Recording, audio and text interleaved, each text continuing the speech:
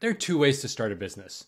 There's the hard way, where you sit in your ivory tower, conduct market research, design a fancy logo, and pick the perfect name. And there's the easy way. Find out what your customers need and what they'll pay for. And guess what? These future customers tell you this information all the time with their Google searches, in Reddit forums, and on social media. In this video, I'm joined by Steph Smith, a true indie hacker, an internet sleuth, and the host of the A16Z podcast. Steph will give you actionable steps to take public information to turn yourself into an idea machine so that you can launch your next business without taking a ton of risk. But before we jump in, if you're a high performer with a corporate job looking to make a career change, trying to experiment with entrepreneurship, we've got a group coaching cohort for you.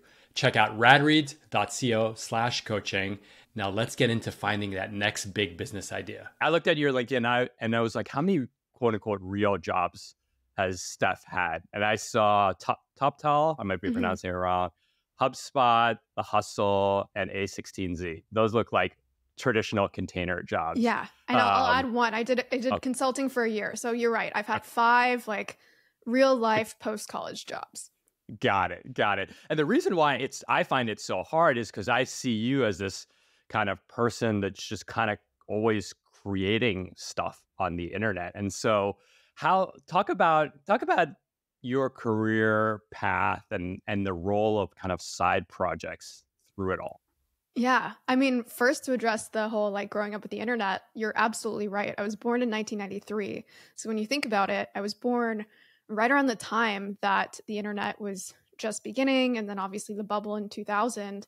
But really like that era was my childhood, right? I lived alongside MSN and a lot of these sites like Yahoo just getting started and becoming big. And then all of these newer tools or companies that are very familiar like Google or Amazon or Wikipedia or Reddit, those all came to be when I was growing up as well. So I do feel like my generation, I kind of grew up with the internet. And I think that maybe did play a role in how I see the world, because you know how people say today, they look at these teenagers on TikTok and they're like, wow, everyone looks so good, right? And one of the reasons all these teenagers look so good is because they can see all of the trends that fellow teenagers are doing, right? Like not just in your high school hallway at lunch, they can see across the whole country or across the whole world what trends exist and how to, and some people think this is a bad trend, but they can basically see past their immediate bubble in ways that they couldn't before.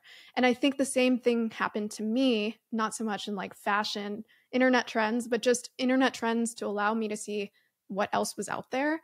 And so when I went to college, I was, immersed in the internet, but not maybe as deeply as today. So I went the traditional route. I did chemical engineering in college. And then after that went into consulting. But at that time, me and a friend were like, there just must be something better out there. And she sent me this thing called Remote Year, which is like, I think one of the earliest examples of where people were nomadic in groups. And it was this program where you would spend 1 month in a different country. You'd spend a month in every single country. What am I saying? You would go to a different country once a month with the same group for a year. And basically independent of the job. Like you'd keep the same job. So you have your own job as you did this. This was in 2015 when I discovered it. And I think they started around that time. Point being, that was like a very new concept, but also one that I only could have found out about through the internet. And so that was like an unlock for me where, fast forward, every single other opportunity has come to me through the internet, right? Like actually, even The Hustle happened because I started writing online, and then Sam, who owned the company and founded the company, reached out and was like, I've read a bunch of your articles, like, will you work for me?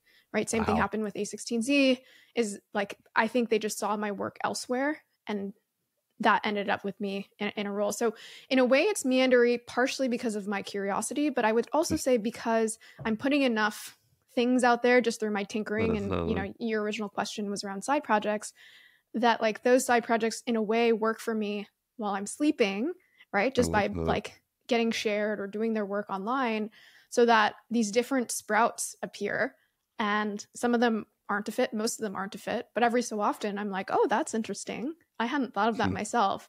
And so in a way, like you're absolutely correct that my career path has been meandery and strange, but that's because the internet has like introduced those opportunities to me Yeah. instead of me the same way like the high school version of me didn't know how to look as cool as the high school versions of Gen Zers today because I just didn't know that much. I think the same thing applied to my career, where it's like if I had only relied on my own intuition, I would have had a much more limited view of what could happen. But instead, the internet kind of surfaced these opportunities for me. Wow. And so I actually wanted to ask you about the A16Z thing. So for those who are living under a rock and don't know, A16Z is one of the largest venture capital firms in the world, Andreessen Horowitz. And Steph joined as, it says author, but you host their podcast, right? Oh, yeah. I don't know why it says author, but yes, I host their podcast on, it's called the A16Z podcast. Got it. Did you have to submit a resume for that? I don't know how much they'd want me to share about the kind of hiring process. However, I would say that it wasn't like the traditional process of like showing all of the different, let's say the decade of work I had done in podcasting, because I hadn't, and actually most people hadn't. You could say the role itself was a product of the internet as well. If you think about, these jobs that a decade ago just didn't exist, you wouldn't find them. I think podcast host is one of those, and I'm actually really excited to see what other ones exist. But coming back to your question about a resume, I don't remember if I submitted one, but I don't think that was nearly as fundamental as I think people previously treated them. Yeah. And I want to pause and just reflect back to you and the listeners. Like, that's so fucking awesome that, you are working at one of the most prestigious venture capital firms in the world, probably the hottest venture firm right now. I don't know where they stack in the rankings, doing a job that didn't exist, 5 years ago without a traditional recruiting process. Let's put it that.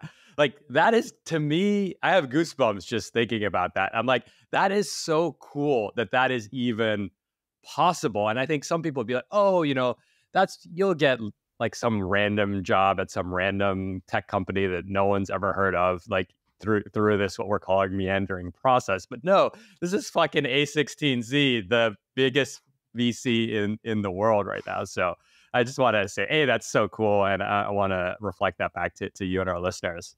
Thanks. And yeah, I feel very lucky. And I should say, like, they definitely did their diligence. I guess I'm just saying that the resume as like in the past, if you think about it, it was like one of the only signifiers of whether someone could do a job.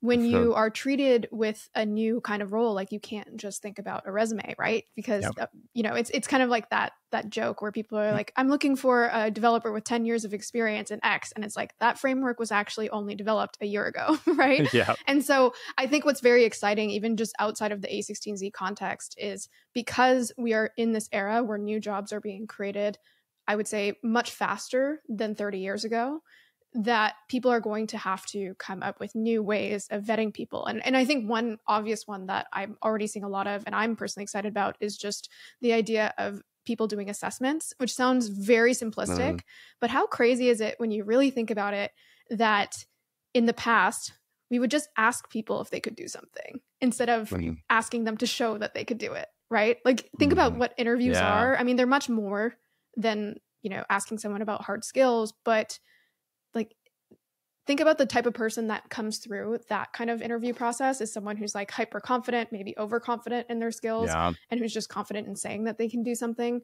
versus if you just give someone an assessment, you can gauge that very quickly. And you can gauge not only if they like pass or fail, but the gray areas, the how they do it, how quickly they do it, how they like send you their assessment. Is it formatted nicely, or are they cutting corners, right? You can just like notice all of these little things that you don't pick up on. So anyway, that was kind of a tangent, but I actually think that the way that we're all being assessed is changing. It's funny, a side anecdote on the assessment part. We hire a bunch of international contractors, and they do like little roles like making video clips and things like that. But we even have an assessment built into the application process.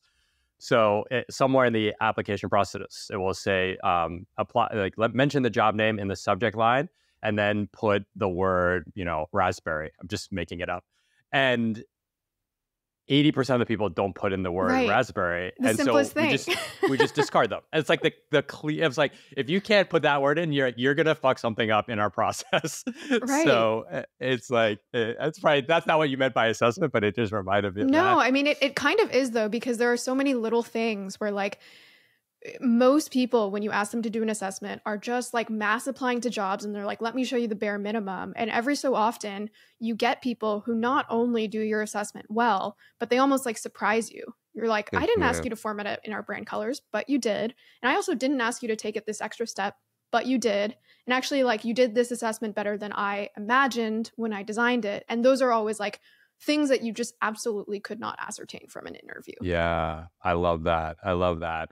All right, so we're going to dig into our question today. But before we dig into our question, if you are actually looking to lead an unconventional career, you're looking to blaze a path that is less traveled or not known, we actually have a group coaching cohort that does just that, serving post-achievement professionals like yourselves. Check out radreads.co/coaching. All right, so Steph, today our question is, how do you come up with business ideas?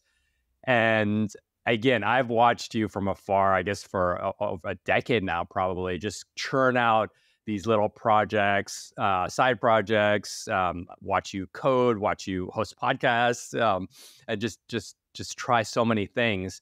And so here's how I frame the conversation. I know that people listening are creative. They want to start things. They kind of see what's happening on the internet. They're probably a little bit, less advanced, so to speak.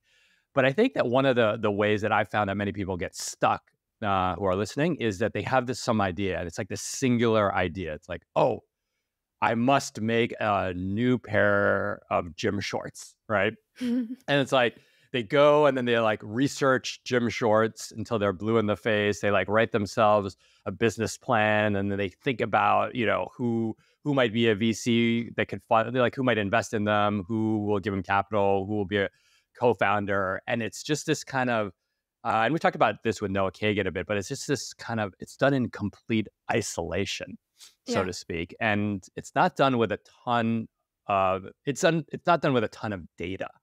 And so I'd love for you to just kind of kick us off with, like, when you have a whiff of an idea, and I've got some ideas that we could spitball with this, but when you come up with a whiff of an idea, because you said you have more ideas than you know what to do with, which is not typical. Most people are idea poor, but you're kind of idea abundant. And so you have maybe a simpler question.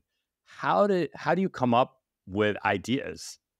Yeah, I mean, there's a lot to unpack there. And I think what you're referencing is so my latest project, Internet Pipes, the intro video talks about, this idea where for a long time was opportunistically poor. And what I meant by that is really just like, as I mentioned before, I started my work career going into a very traditional college and then like a very traditional job after college.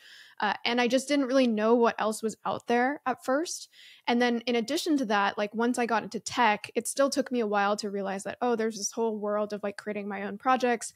And by the way, I grew up watching things like Shark Tank or Dragon's Den, and I think a lot of people do too. But to your point, it's just like so hard for them to see the world of opportunity out there. And this is by no means me saying like, oh, go like quit your jobs and like get rich quick or anything like that. But it's more so just once you start realizing what resources are online, you can actually like have this much richer sense of like what people actually want. And over time, as you get more equipped with those things, which we can go into, all of a sudden, like you said, it's like you go from feeling like you have no ideas or maybe one idea worth pursuing to just being like, oh my gosh, there's like endless things I could do. And actually it's worth pursuing many of those at the MVP stage because, the same way that people talk about a startup's all about experimenting and testing and not shipping, like, there's that saying where they're like, oh, if your product doesn't break, like you've shipped too late or something like that. And so you can treat your own life in a similar way. Hopefully you're not breaking anything, but the idea is that like, instead of waiting until you have the perfect job that you've like manifested and like written the perfect resume for, or instead of, like you said, creating a business model for 3 years and then hoping that the market likes it, there's actually like probably hundreds of mini steps that you could take along the way. And I think one very significant thing that unlocked this viewpoint for me sounds really simple, but it was through my exposure to SEO, which is search engine optimization. And that just basically has to do with Google is the biggest website in the world. And every day there are billions of people, literally billions of people who use the internet and are searching and are telling Google what they want, what they're confused about, what they're planning to buy, you know, what they've forgotten, what they're scared of. Like it's just every little piece of their lives. And the exciting part about that is like, if you do have an inkling, you can use some of the tools that now exist. You know, if you think about like we're a couple decades into the internet, well, now that these sites like Google or Reddit or Wikipedia or Amazon or TikTok are big enough, not only do they exist, but we have this like suite of tools on top of them, which helps us make sense of that data set. And so now, like I use Google as one example, but all of those different sites have tools that allow us to see what people really want, are buying, etc. And so to me, that's exciting because, again, that doesn't mean you're going to go build a successful business, but it does help you kind of better intuit what people really want. So when you do come up with an idea or you are exposed to things, then all of a sudden you have the tools to be like, oh, should I just go off my intuition or should I actually like get a head start and actually see, is this something people really want? Yeah. And I want to call out how you said this isn't a get rich quick scheme. Yeah. In fact, it's almost the opposite. And if you kind of look at your career, I think of you as very entrepreneurial, as an entrepreneur. And you are an entrepreneur. And at the same time, you have a job at a traditional firm, right? And so they're not these, and I think it shows the power of these projects that, you know, lead to jobs. Maybe I could see you at some point in your career going off and being an entrepreneur where that's like you focus on one business, right? And you hire people and so on. And it's just, that's part of that kind of meandering career path. And so I want to call that out. Yeah. And that's partially by design, as in I've kept a job for the last decade or so, not because I've been forced to, but because, well, one, I think you learn a lot. So I'm not going to underweight the jobs I've had have been wonderful. And I feel like that's certainly a draw that I'm still learning there. But it's also so that like when you have a level of financial stability in something that you hopefully enjoy, then everything else you can just truly explore. I think that's also something that's underrated, right? You take some of the tools, you know, whether it's like SimilarWeb or some of the SEO tools or like Jungle Scout for Amazon, like all of these tools give you data. And I think there's often like too often the reaction of like, okay, now like I'm going to take this and I'm going to run with it. Like I'm going to, you know, this is my next business idea. And that's fine if people want to create businesses using some of these tools. Obviously they should know that that's like not an automatic, you know, key to success. But I also think what's underrated about these tools is that they just like help you understand this like collective that we all are of billions of people. And to me, that's honestly even more interesting. Like people are always like, where do you find the stuff you share on Twitter or that you talk about on podcasts? Or like, I feel like your brain is interesting. And I'm like, well, honestly, it's just because like, it's no longer just my brain. I know that sounds very strange, but it's like, I'm no longer just like waking up, talking to a circle of 3 friends, going to bed and doing that every day. Like, I feel like I'm very plugged in to not just what I think, but what the masses think through these tools. And to me, that's exciting because then I like learn about things that, you know, maybe I don't care about this niche subreddit, but like, it's kind of interesting that I know it's like super big and, you know, a lot of people are having interesting conversations there. So I think that's underrated. It is, again, just like using this data for interest, not necessarily for like direct opportunity. Yeah. And I think you point out this fascinating observation that I think many of our listeners, it's lost on them, is that you said every day millions of people are telling Google, amongst other places, what they're interested in, right? I mean, isn't there that joke where you're like, how Google do I, you start in Google. Yeah. Then you know yourself. It's like, how do I, and then you like watch it fill in the blank. It's like, how do I change my oil? How do I do this? Yeah. It's like, and so I guess, so you mentioned Google. And so if someone has a question, all right, can we run through an example that I have, something that I've been thinking about often? So people often come to me, like I do coaching, we have group coaching, but we're extremely capacity constrained, and we're very high price point. So it's just not for for everyone. And so people then say, well, sorry, your capacity fill, or you're too expensive for me. How do I find a coach? Right. So it's like a very kind of common question. It's like, how do I find a coach? And I've gotten that question so much that I've actually created a Notion document that has a list of like 17 coaches that people people have referred to me, or that I can vouch for, either directly or indirectly. And so there's been times when I'm like, oh, RadReads has this kind of introspective feel to it. It attracts people that, like, it sells coaching services, but there could be something else to do in the realm of coaching, like a coaching directory or a coaching chatbot or a coaching, And so like if I have that kernel of an idea, where would you go from there, kind of in this world of internet data sources? Yeah. And I should start by saying, I think actually you starting with a space that and have some intuition around is actually really helpful, because often people are like, oh, I'm just going to like go and use these tools and like dream up some super niche business that I have no affiliation with. And that can work, but it's also equally important to note that like any business typically comes from like a deep fascination with something, right? Or like a deep yearning to understand something. And so like, since you're already in the coaching space, I mean, some tools that come to mind are like, there are a few tools like Answer the Public or Also Asked. And those are really nice because those literally hinge on all the questions that people are already asking Google.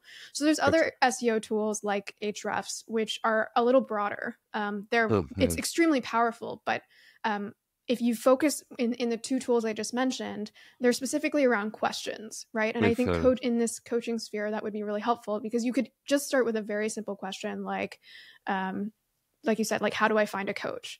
But then you'll probably find, I haven't checked this myself because we're talking on the fly, but like, I bet you would find a bunch of different additional questions of like, how do I find a coach that doesn't do X? Or like, why does my coach do Y? Or like, how should I think about pricing my coaching practice, right? Like all of these different adjacent questions. And by the way, for all of these tools, you can start with something. And then as it gives you these other offshoots, you can click into those offshoots and be like, okay, now we're talking about pricing. Like here are the 20 questions that people ask about coaching pricing. And so that's one set of tools I would start with, especially if you're just in that ideation phase of trying to understand what is someone who has any sort of interest in coaching, whether they're on the coaching side or on the person using a coach side. What do they care about? What are they confused by? What don't they like? And that's a very very quick way. People say like you should create a business around a problem that people have. It's a very quick way to understand the problems that people have. It's also a very quick way to see how people compare different things. So for example, if you're looking at a particular kind of product, and this might apply to coaching, I'm not sure, you can very quickly in those tools see, okay, like these are their top 5 competitors, because people are constantly like X versus Y. And what's interesting about that is that often in these tools, you can pick up on what I call indirect competitors, which is not just like, if I'm looking at a functional mushroom drink, I'm not only curious about the functional mushroom drinks out there, but also all of the different drinks or supplements that people might also take or compare, like an AG1, for example.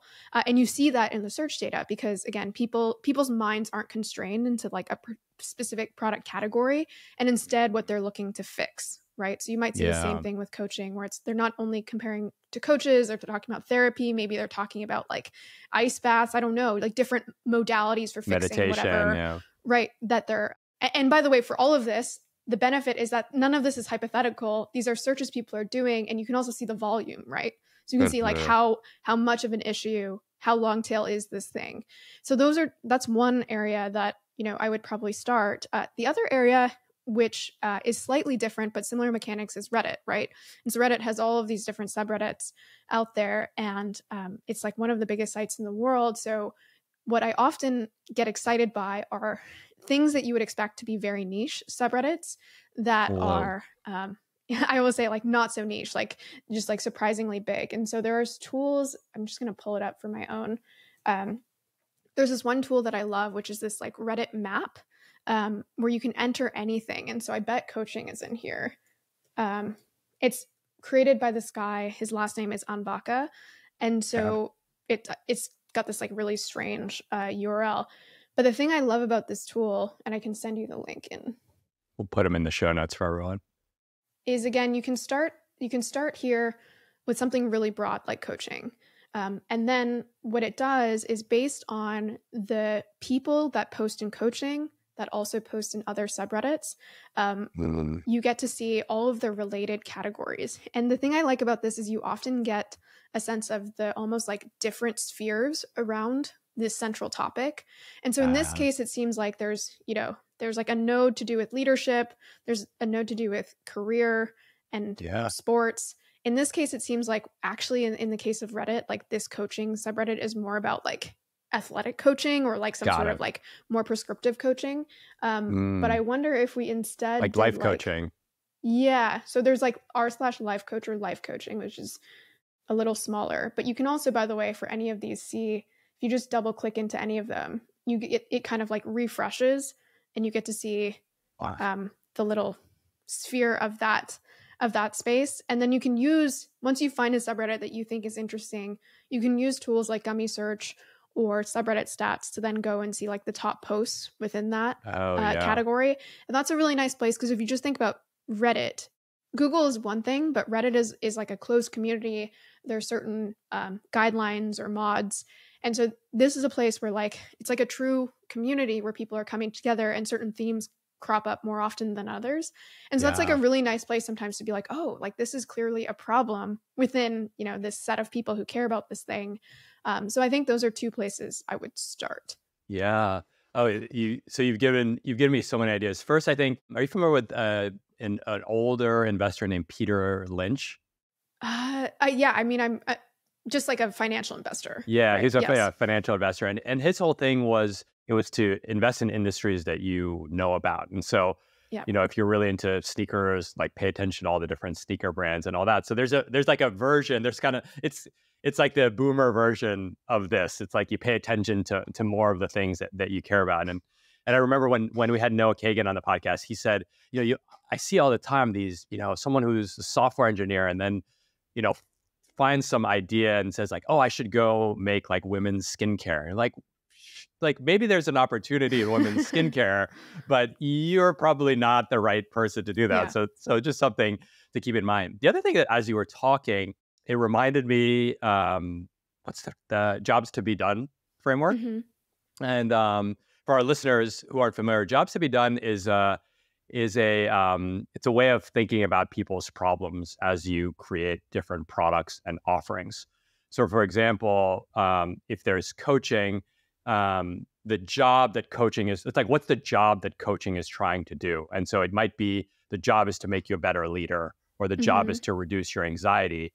But if your job is to reduce your anxiety, then you might actually be competing not only against like coaches and therapists, but you might actually be competing against alcohol, or you might be competing against antidepressants or whatever. Anxiety could be a lot of vices, right? And so it's interesting to hear you describe like the different layers of bubbles, because the first place my brain went was like, oh, this is very much like it can help with the jobs to be done type approach to analyzing like, why does your product even need to exist? Yeah. I think some of these tools just really, like to your point, uncover things where like, even if you are in a space, you might not just like, might not be able to effectively surface what the masses in that space think. And I had one example where we did this like live session in our first week of the cohort in Internet Pipes. And like, I just got people to go down these random rabbit holes. And one of them went to like r/marathon, I think. And it was all these marathon runners. And then they put that through some of these tools that I just mentioned, where you can kind of surface the top posts or like recurring themes or issues. And like, apparently marathon runners, they just like, I mean, it's unsurprising when you hear it, but they need to figure out how to pee. And so there's this like, they were like going down this interesting rabbit hole of like adult diapers. And like, I think that the key takeaway is, again, like, we could follow our intuition. And by the way, sometimes our intuition is right and you will not find supporting data online. And sometimes you just need to pursue that inkling. However, I think it is really, really helpful when you can instead not just rely on one brain, but many brains and surface like what is actually happening here. And to your point, I bet if you did enough of this like audience research around coaching, like I bet some of those vices that you just mentioned around like alcohol or like infidelity or whatever would come up. And like that nuance that you get from these communities, I think can be different to some of the keyword research, but I also bet some of that would show up there too. Yeah. And also an even like simpler way, we talked about ideas, we said business ideas to frame this conversation, but the way you're describing this is actually, and it makes perfect sense if you know your background in detail, but this is another place to come up with things to write about. Yeah. Right? Like you don't have to launch a coaching business based on the questions. And again, it's like one of the approaches that they tell you very early when you start writing on the internet is answer a question people have, right? Yeah. And I think really like these tools, as I said, to your point, it's like, it's not just about starting a business. It's about just pure interest. And like the best writing comes when you are like pleasantly surprised by something or angered by something, or like there's like a true emotion there. And I think the more I've gone down these rabbit holes, like sometimes they amount to absolutely nothing. But every so often, like you really just do find something that you're surprised by. Like again, you're like, how on earth is this like, this is kind of a silly example, but this like subreddit called r/TV too high. It's got like, I don't remember how many, but a ton, let me look it up right now, a ton of subscribers. And I'm like, this is silly in a way. Explain what it is, because I think that people are going to fully get it. It is a subreddit of just people who are upset that their TV or someone's TV is too high. And so it's just all these pictures of people who like will take a picture, I guess, like at a friend's house or something, or a family member's house, that are just like Reddit, please tell me, like, please validate this thought that this TV is too high. And this subreddit has 184,000 subscribers as of me checking right now. And so I think coming back to the idea, it's like every so often you'll just find something online if you go down these rabbit holes, and especially if you're using the tools that have some sort of like affirmation feedback cycle where it's like, this isn't just something randomly surfaced. This is something that 180,000 people have subscribed to. Or if you're on something like Hacker News, you're like, this is what 3,000 people decided to upvote. I think that tends to surface something that, not always, but again, sometimes you're just like truly like surprised by. And sometimes some of the best writing comes from that, because it kind of, in connecting with your own brain and your own anecdotes, like something surfaces that you feel you have to say.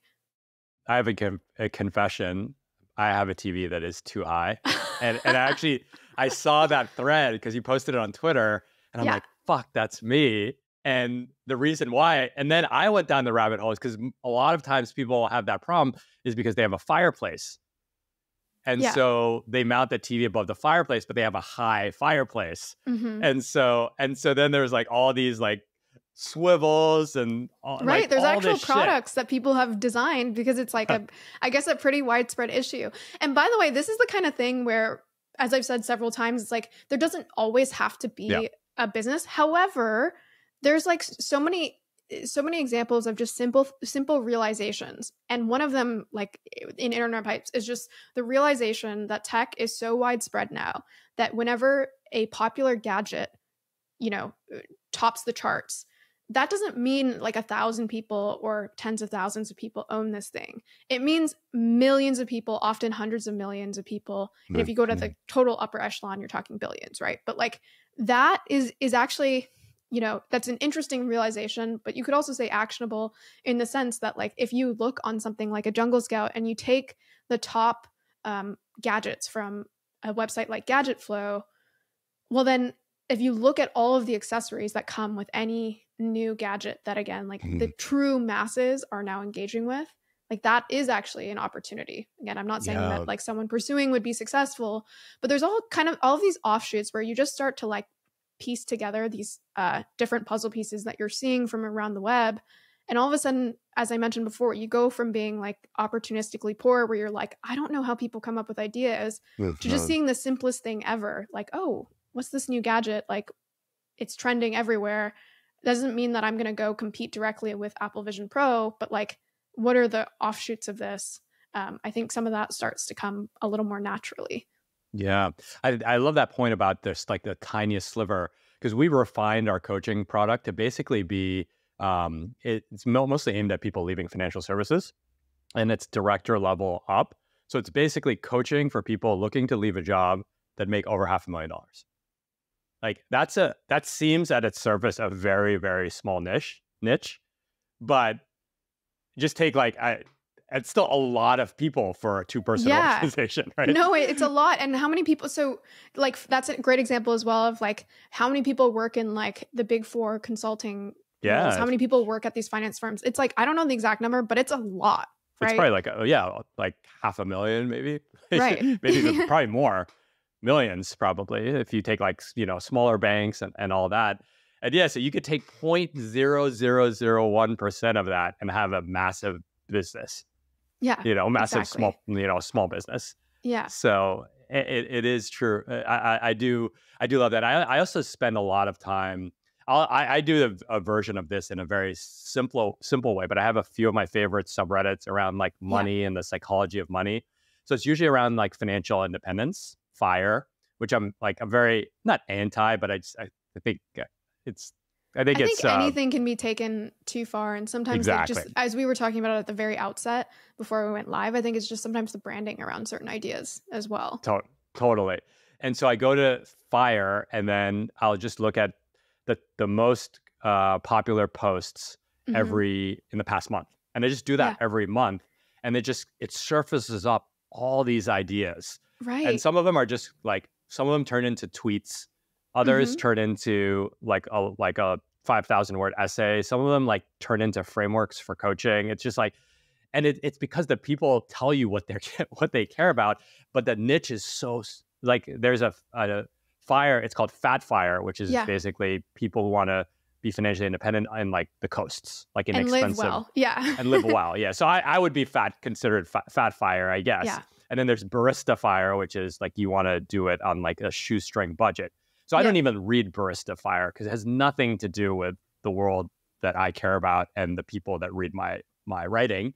But Fat FIRE, that is either you are Fat FIRE or you're aspiring to Fat FIRE. But Fat FIRE itself, you could probably pull it up. It probably has 500,000. Yeah. 500,000 followers. Well, I was just pulling it up to your point because I was every time I hear of a space like this with FIRE, that's really it's not just a single community. It's kind of taken a life on its own. Like you said, there's all these offshoots.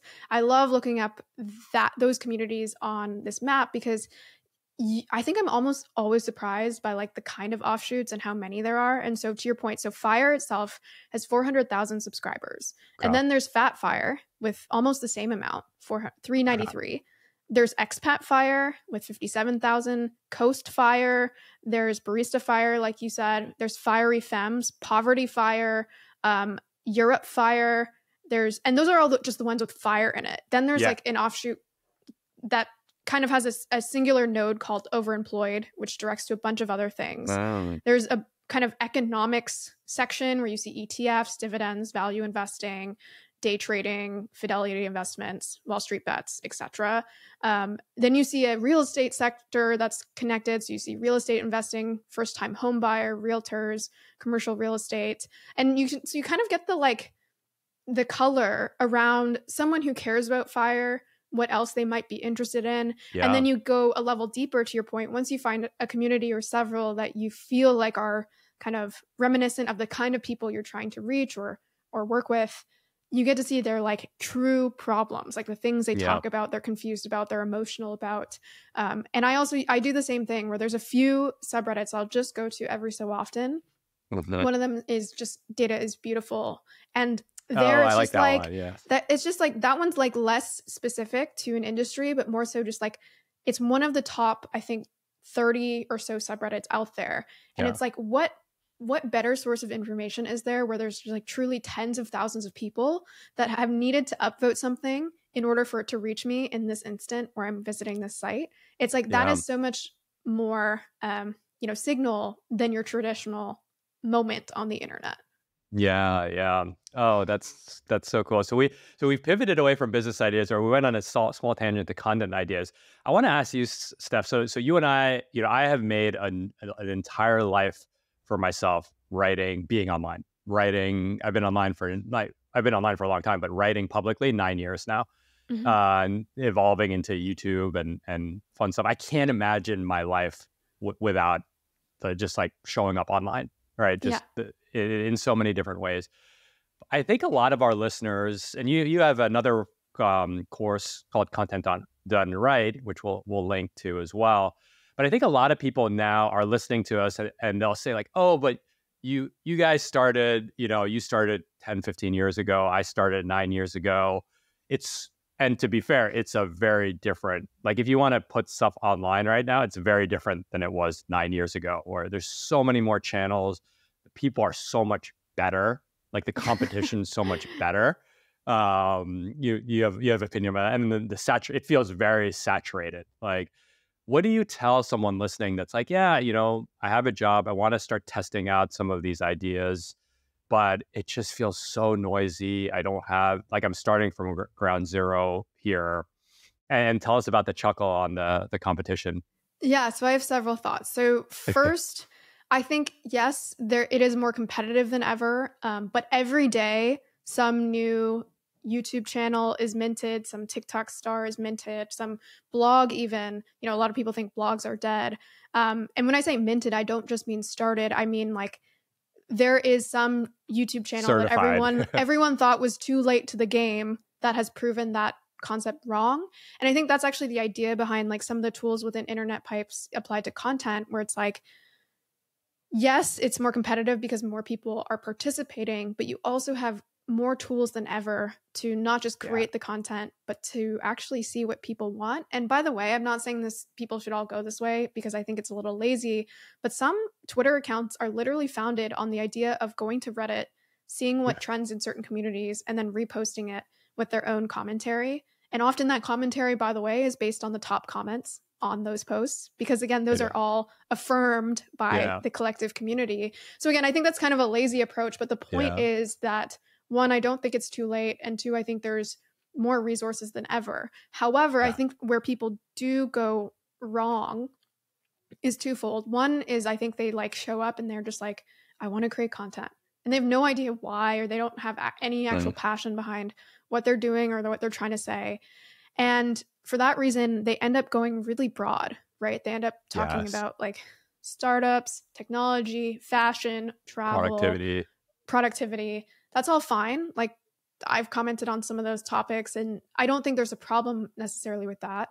But I think the internet is incredible because it's actually allowed us to not do that, right? Yep. And the example I give that actually kind of ties together both of my points about it not being too late and the fact that you can go really niche, and niche no longer means small, is this YouTube channel called Travel Alone Idea, which is just Japanese passenger trains. It was started in 2021. So that's 2 years ago. I'm just pulling it up right now. And it's got, 1.5 million subscribers. But here's the thing. It's only posted 30 videos ever. Wow. Those videos have thousands of comments. Their top videos have millions of views. And these are not fake views. Like you see in the comments, like a bunch of people who are just very excited about these videos, who are watching them to the end. And the best part about this, by the way, is if you watch these videos, they're not like what you mentioned about like competition and everyone's kind of ahead of you and they all know the hacks and they've all like gone the extra mile. Yeah, exactly. They are. So one, there's no narration. There's only, light edits. Can you describe what of these It's literally videos someone look like? going around these Japanese passenger trains and just showing people what it's like. And these videos are, 10 to 20, maybe 25 minutes at the longest end, but around like 10 to 12 minutes. And it's just them showing what it's like. There's no narration. The cuts are limited. There's like calming music in the background. Their thumbnails, by the way, are just like a shot of the train and like one just red arrow. I'll send you the channel in the chat. Yeah, we'll put it in. That's an example of where I think like creating content is not just about like showing up and creating content because it's my day to create a newsletter or a YouTube channel or whatever. Like this person had an inkling that they love Japanese passenger trains and that other people might as well. And I'm sure, by the way, if they went down the rabbit hole or suite of tools that I've mentioned, they would see, oh, actually a lot of people are like searching for this, or there's a lot of questions around this thing, or like if they looked on, particular sites that sell these tickets, they're like, oh, wow, they're getting a lot of traffic. So there probably would have been indicators. But I think this is an example of where I absolutely don't think it's too late. But what I will say about, I said there's two things that people get wrong. One of them is that they often go too broad. The other thing that they often do is they don't think about like how something is done. And I know that's really simplistic. They sometimes think about the tactics, and they're, like you said, they like Mr. Beastify their videos. But if you think about why people like content, and this is true across YouTube, it's true across newsletters, Twitter accounts, etc., most of the time it's actually how someone communicates. And so if you think about your favorite newsletters, if you were to tell someone why they're your favorite, it would never be because, well, I really like that they talk about travel. I really like that they talk about productivity, because there's like endless versions of that, right? That is not how they're differentiating. But often what you will say is like, I love like the infographics in this one. It's so visual, so beautiful. I love how this person's so funny. I love how this person's so candid, so deeply researched, etc. And by the way, this applies to YouTube videos as well, where this person, like, they know the kind of person who's interested in Japanese passenger trains is actually not looking for the Mr. Beast version of this, right? They're looking for the calm, like soothing, I'm like laying in bed ready to go to sleep. Like I just want something to like clear my mind where I can dream about Japan and chill. And so that, it sounds really simplistic, but the how you do something, I think, is where so many people go wrong. And like they find themselves lost 2 years into content where they're just like, I don't know why I'm not standing out. And I'm like, could you actually articulate what is different about your content? Not what it is, but how it is written, how it's communicated, how it's reaching people. And the final thing I'll say on that is like, this is so important, partially because of the way people, as I just said, like tell people about something, right? If you don't give them anything to grasp onto, why would they share it? And even if they like it, it's like, how would they share it, right? They would have nothing to say about how it's different or be able to articulate that to someone else. Yeah. And, as you're saying that, Steph, one thing one appreciation I have for you that I've subconsciously had, but it became much more clear, is that you've been, how long have you been on Twitter? Like 12 years, maybe 10 years? No. So a lot of people think that because I guess I had a Twitter account maybe in like high school or junior high, but I've actually only been tweeting since like 2018. So around 5 years. Okay. Yeah. Wow. Okay. But you've been, my point is you've been creating, you've been writing, you've been online for a while. And then you don't pigeonhole yourself to one topic, right? Because if you go to your blog, there's stuff on like coding and languages and travel and remote work. And if you go to your Twitter account, there's stuff on random trends, TVs that are too high, like cool stuff happening in tech. And I think it's, I think about this often because I was like more focused in productivity, probably especially when we were selling productivity courses. And it turned out that it was making me miserable. Yeah. Because to have to show up with this one idea and cut it every way, 7 ways till Sunday, and say it like a slightly different way. And also just like when you do something for 9 years, for me, like you outgrow it. Like it just stops being interesting to you.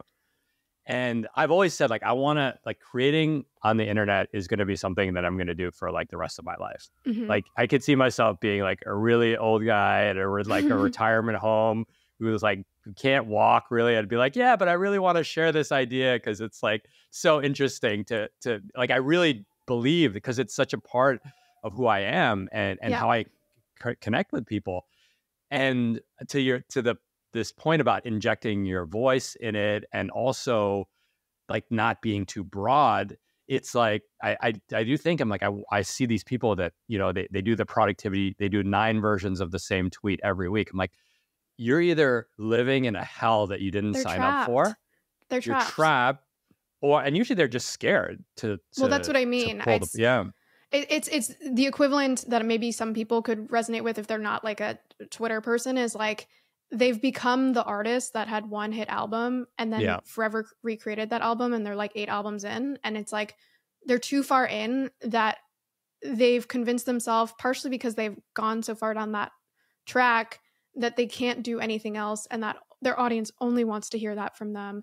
And in a way, because they've trained their audience around only hearing those things, that is all the audience wants from them. Yeah. But that, if you take Twitter for an example, this comes from a lot of the like very basic advice, the like frameworks that people apply to content, where they're like, be consistent, like become the like it guy or it girl for something. And like there's some justification around some of that guidance, but it's very short-term thinking. Yeah. And one of the reasons that I mentioned earlier, it's been really nice to have a full-time job along this whole journey is because I've never had to be short-term minded. Yeah. And I'm lucky to do that. But that is really like, people get trapped that way. And I think, you know, not calling anyone out in particular, but I've seen creators where I literally like, I watch what they create. And in a way, some people might say, oh, that person's really successful. I know they're making, you know, insert number of figures here. But I see them and I feel really sad because I'm like, you are trapped. You don't feel like you can create anything else because you've conditioned yourself and your audience to only believe that you can talk about one thing. Versus if you start early on, kind of having people, this is going to sound really conceited, but having people want to hear from you, like, what are your interests? Let me, you know, like, let me come along for your ride, Steph, not necessarily just to hear about women in tech, for example. Like that was like a thread that I pulled on earlier that I don't really comment on as much, for example. Yeah. Same thing goes with like, I used to be a digital nomad and like, I still really love traveling and believe in digital nomadism and remote work, but that's not maybe as central because I'm in a different phase of life. And so I think you have to, if you're someone like you and I who want to continue doing this for a very long time, you have to have that time scale in mind when you're thinking through like the kind of person you want to show up as. Yeah. Yeah.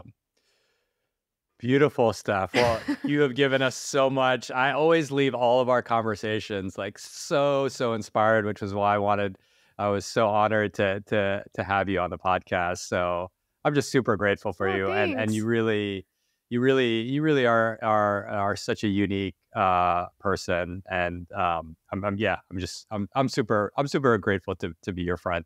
Oh, well, yeah. I mean, I'm happy to be that we're friends as well. And like I said, not just online, in real life too. Exactly. So tell us, we'll put all the links in the show notes and in the description, but where can people go learn about you and Internet Pipes, your podcast? Where tell us where you can be found, where you want to be found. So my website is stephsmith.io, where you can find almost all my projects. I haven't added Internet Pipes there, but you can find Internet Pipes at internetpipes.com. That's my latest project. And I am on Twitter at stephsmith.io. And if people made it this far, happy to include like a discount code. I'm definitely not trying to use this to push anyone to buy. But no, I haven't even created one, but we can put it in the show notes. We'll put it in the show notes for sure. I'm always very interested, by the way. I love doing these things and just having something at the very end, because then you can see how many people. It's like I don't need to like talk about a discount code at the front when no one knows anything, but it's like if people made it this far, maybe they're interested. Awesome. Yeah, Colin and Samira, they always on their videos, they're like, if you made it to the deep end, put in there. Like there's always like a different emoji. They're like, drop us, and you just like go in the comments and you see the emojis of like people who made it to the deep end. So I agree. It is a special. If you're listening this far, we honor you, we salute you, and we see you. So you're in the deep end. I love that. That's so clever. Yeah. Awesome. Well, thanks, Steph. Thank you.